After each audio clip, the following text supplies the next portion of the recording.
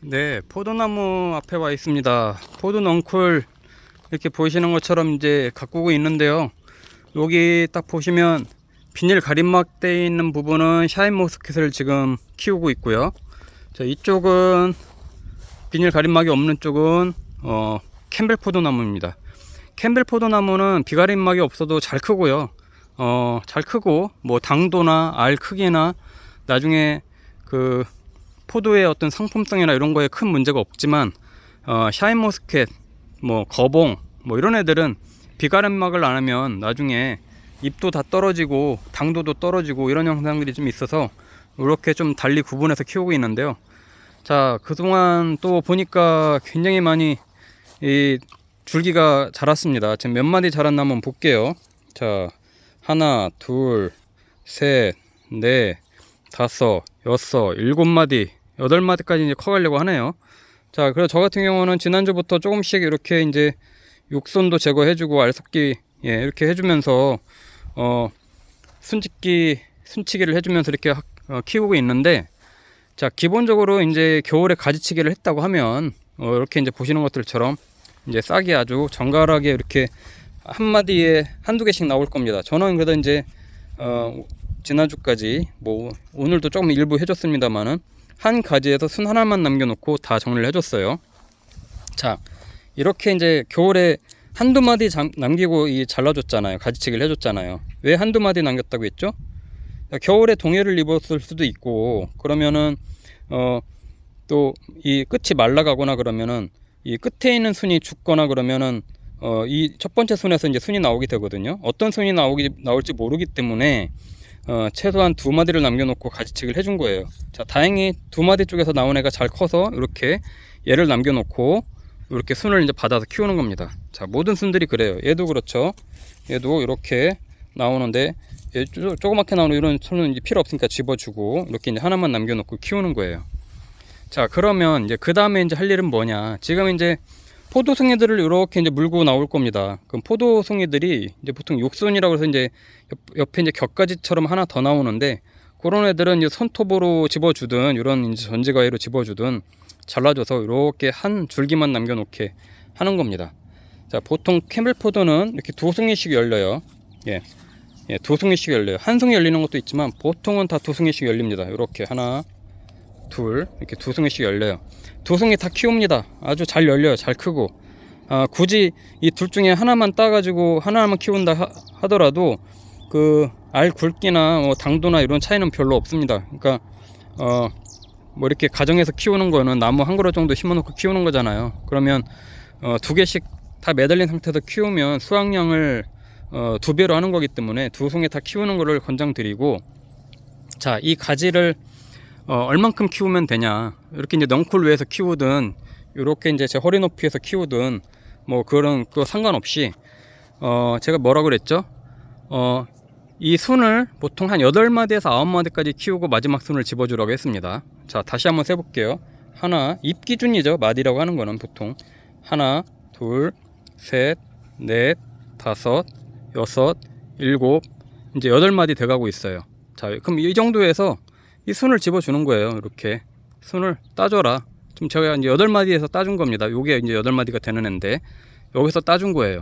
뭐 지금 조금 저 같은 경우는 이른감이 없잖아 있어요. 아직은 지금 8마디 9마디 뭐 잘 크는 애들은 되는 애들이 있고, 아직 작은 애들, 이런 애들은 뭐 이제서 한 마디, 두 마디, 세 마디, 넷, 다섯 마디 정도 크고 있기 때문에 한 1, 2주 후 정도, 1주, 2주 정도 더 지켜봐야 되는 거고요. 자, 오늘 컸다 그러면은 8마디에서 9마디에서 순을 집어줘라. 더 이상 안 크게. 그러면 이렇게 남은 애들은 이제 이런 커다란 잎이 되는 거고요. 자, 그러면 어떤 현상이 벌어지고 왜 이렇게 하라고 하는 거냐? 8마디, 9마디를 남겨놓고 순을 집어주라고 하는 거는 잎을 8개 내지 9개 정도 남기라고 하는 거예요. 한 마디에서 이렇게 커다란 잎이 그 정도 나오거든요. 자, 그러면 이 잎들이 이제 더 이상 이제 가지가 이제 커가지 않기 때문에 잎이 굉장히 커지게 됩니다. 잎이 굉장히 커지고 영양분들이 이 가지 자체로 가고 이 열매로 가게 돼요. 이 열매로 가게 됩니다. 그리고 광합성도 이 잎이 이제 커지면 얘네 잎만 갖고도 두 송이 광합성 작용하는데 문제가 없어요.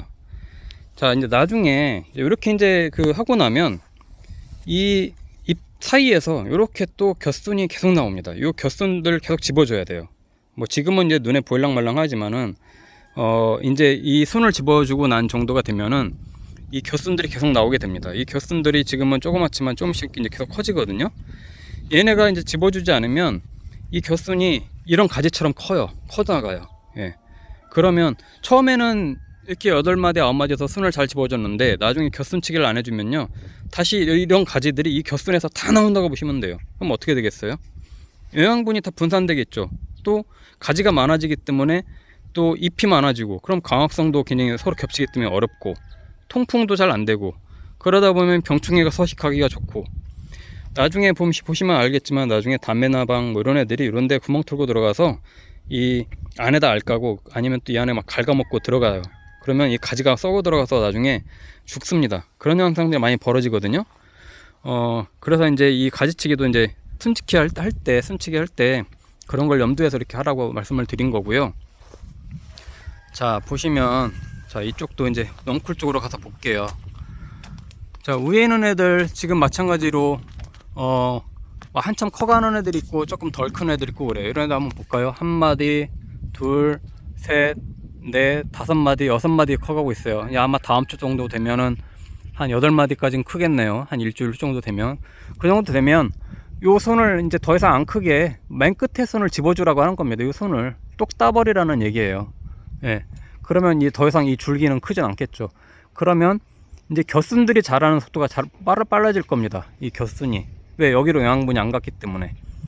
물론 이 포도송이 알도 여기로도 이제 굵어지면서 꽃이 필 거예요. 이 곁순들을 다 이제 쳐주라고 하는 겁니다. 그렇게 되면요, 자, 지금 여기 제 이렇게 넝쿨 철제 우위가 휑해 보이잖아요. 가지치기, 겨울에 가지치기 하고 나서도 보여드렸을 때, 아유, 뭐 이렇게 가지치기를 다 하면 어디서 포도가 열려라고 하겠지만, 이 굉장히 휑해 보이는 이 위에 철제가 다 뒤집혀지게 됩니다.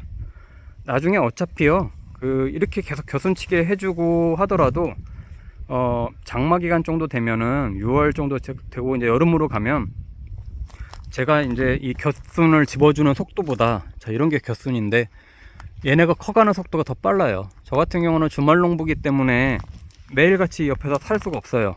네. 옆에서 이렇게 농장이나 그런 데서 사시는 분들은 수시로 이런 걸 할 수 있기 때문에 괜찮아요. 근데 저처럼 주말 농부나 가끔 돌려볼 수밖에 없는 시간적 여유가 없는 분들은 어차피 6월 이후가 지나면 곁순치기도 한계가 옵니다. 그럼 그때부터는 놔둬도 돼요. 네, 그냥 놔둬도 돼요. 왜? 전에 열심히 집어줬기 때문에 어느 정도 얘네도 잎도 커졌고 이 수정도 잘 돼서 이제 열매도 이제 착과가 잘 돼서 커가고 그러기 때문에 그 이후에는 그냥 조금 방치를 해둬도 아주 잘 큽니다. 예.